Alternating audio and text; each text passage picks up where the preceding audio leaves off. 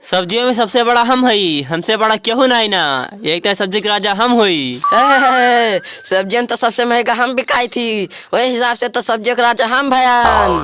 चला हटा हटा, भिखारी जैसे मुंह लेके आहे राजा बने। सबसे बढ़िया सब्जी तो हमार बना थे, राजा हम हुई। तोरा सन का तो कुछ पता ही नहीं ना। आलू का प्रयोग सब जगह हुआ था। पराठा में आलू, सब्जी में आलू, समोसा में आलू, चिप्स में आलू, आलू ही आलू, चारों तरफ आलू, साल भर आलू। तोरा सन तो साल भर में एकदम आवा था और चला जाता। हम साल भर रही थी और साल भर राज करी थी। एक टाइम सब्जी के राजा हम हुई। कुकरा हर गली में नाचा करा थे, का कुकरा राजा होगी। तो सबका सब्जी का इतना बढ़िया बना था। हाँ हमें हमार दिया ना हमार। अगर प्याज सब्जी ना पड़े ना तो सब्जी इंसान का जानवर ना पूछे। सही कहा था भैया, सही कहा था भैया। प्याज बिना सब्जी और सैनिक बिना राजा कैसे लागे। हा, हम तो सीजन में आवा थे। हमारे सीजन में तो हमारा भाव बढ़ा रहा था। एक टाइम हम राजा कहलाते।